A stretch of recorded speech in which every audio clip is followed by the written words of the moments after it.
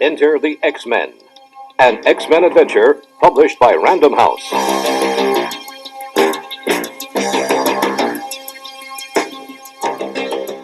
The whole country was swept up in a wave of anti-mutant hysteria. Even Jubilee's foster father had come to fear her mutant powers. While Jubilee's foster parents argued, "How could you have registered her with the Mutant Control Agency?" Let's just hope the neighbors never find out our beautiful Jubilee's a mutant. Jubilee was upstairs listening. Was it her fault that sometimes when she laid hands on a machine, plasmoid shot out of her fingers, destroying everything she touched? I used to be a normal kid. At that very moment, a giant robot called a Sentinel was stalking Jubilee. It was part of a special robot force from the Mutant Control Agency and had been sent to capture her. But later that evening, the robot came up empty-handed. It punched a hole through the house into Jubilee's bedroom and grabbed her bed, but she wasn't in it. Jubilee had slipped away and gone to the mall to sulk.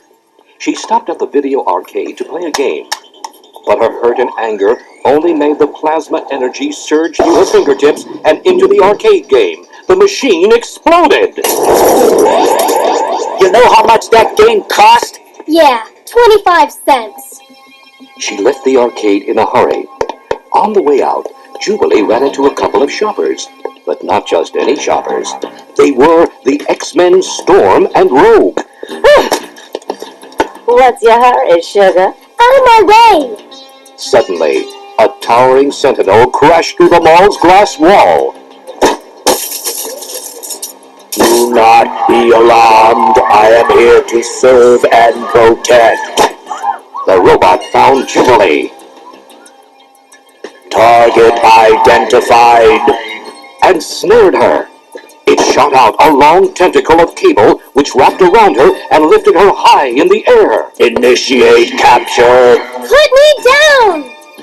Storm and Rogue saw the whole thing and jumped in to help. Storm flew at the robot, freeing Jubilee. Storm, mistress of the elements, commands you to release the child. Then Rogue took over and sent the robot flying. She landed a perfect punch on its jaw. Jubilee was impressed. Did you see that? Rogue has a way with men. Meanwhile, Gambit rushed to the scene. The Sentinel tried to continue its mission. Stand aside. I must apprehend the mutant. But Gambit had other plans. He charged his deck of playing cards with kinetic energy and fired them at the robot. Apprehend this. Jubilee ran, but the Sentinel gassed her. She choked and staggered, but another mutant came to her rescue. Cyclops caught her. Oh no! Then Cyclops took off his protective quartz glasses and looked at the robot. Energy blast, eh? Here's one from a pro. Its head exploded under the powerful optic blast.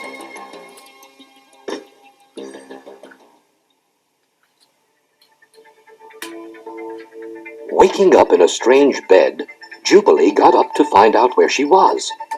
She had been taken to some sort of mansion, but she didn't remember anything since the moment the Sentinel had gassed her. Looking around, she began to explore the building. She caught sight of a strange man. This was the mutant known as Beast. He was looking thoughtfully into a bubbling test tube. It would be most disconcerting if this were to explode. Disconcerting, but provocative. Moving on, she observed yet another mutant. This one kept changing his form. It was Morph. As he watched a politician on television, he transformed himself and assumed the shape and voice of the man he saw on the screen. My fellow Americans, I am an idiot. Then, two other mutants discovered she was on the loose. They sounded an alarm. The girl! She's trying to run away! I knew we couldn't hide the existence of the X-Men forever. Jubilee ran into a room. Door shut behind her. Suddenly, she was surrounded by flashing lights. A computerized voice boomed out instructions. Initiate Wolverine Gambit training sequence. Gambit was being attacked by a fierce clawed mutant. Jubilee knocked Gambit's assailant to the floor. She hit him from behind with plasmoids from her fingertips. Just then, the door slid open. The other X-Men stood there, laughing at the sight of a mighty Wolverine knocked flat by a gutsy teen. Is the girl all right? Not for long. Jubilee looked around, confused. What is this weird place anyway?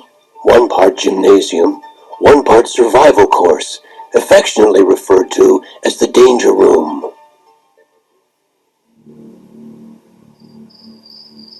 Storm took Jubilee up on the mansion roof and explained everything. As they walked around the lookout tower, she told Jubilee about the X-Men. We are mutants like yourself. Professor X is our leader, and he has named us the X-Men. This is Professor Xavier's school for gifted youngsters, where we learn to control our mutant powers for the benefit of mankind. Why do people hate us so? People fear what they don't understand.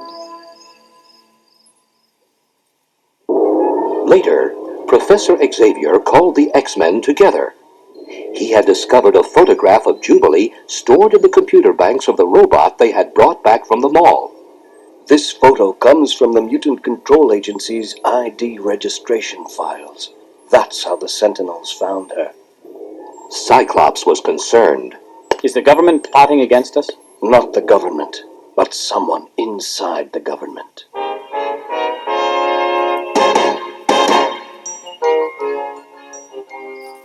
Meanwhile, Jubilee had sneaked home to warn her parents. She had to tell them that the Mutant Control Agency wasn't what it seemed to be. But she walked right into a Sentinel ambush. She was blasted with knockout gas. Not again! Jubilee fell unconscious. Henry Peter Gyrick, the head of the Mutant Control Agency himself, looked on coldly. Mutant apprehended. Good work. Back at the mansion, Jean interrupted the meeting with the news that Jubilee had left. It's Jubilee! She's gone! But there was no time to rescue one mutant when hundreds were in danger. Professor X turned from the picture of the Mutant Control Agency headquarters on his computer monitor. Somewhere in that building are files containing the names of hundreds of mutants innocently duped into revealing their identities. Wolverine knew what to do with the files. So we get 'em and we shred 'em. The X-Men flew that very night to the headquarters of the Mutant Control Agency, where they set Professor X's plan into action. Storm whipped up a rainstorm. This would help hide them as they crossed an open field. Beast heaved Morph over the fence. Morph transformed himself into a guard. Once inside the fence, Wolverine ripped open the door like a can of sardines. Beast shut off the alarm system. He shimmied across the overhanging pipes and located the switch. Then the team set to work trashing the files.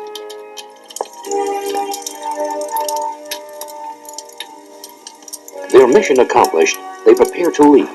Cyclops, we're coming out. All the computers and files have been destroyed. That's a Roger, Storm. But it wasn't going to be that easy. Sure enough, armed guards were swarming everywhere. Sentinels loomed before them. Wolverine ran boldly toward one. Hey, Tin Woodsman, I'm sending you back to Oz in pieces. Look out, Wolverine! Behind you! As he ran to warn Wolverine, Morph was suddenly shot from behind with a powerful energy burst from one of the Sentinels. He fell to the ground. Back at the mansion, Jean Grey stiffened and cried out. Her senses had just sent her a message. This time, her mutant powers of telepathy made her cry out in pain. Morph! He's dead!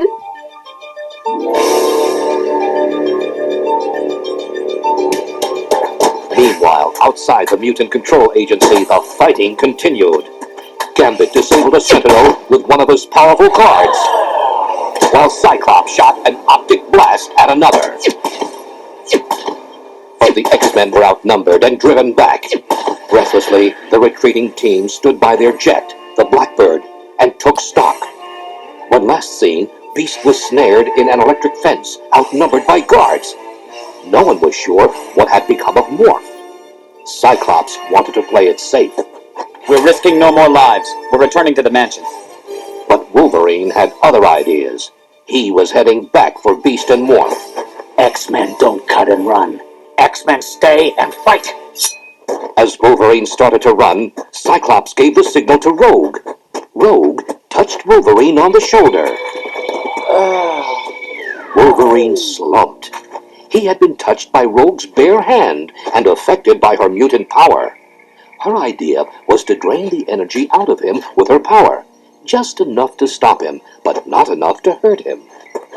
I go where I wanna go. Wolverine fell to the ground, helpless. More. Beast. I'll avenge you. I promise.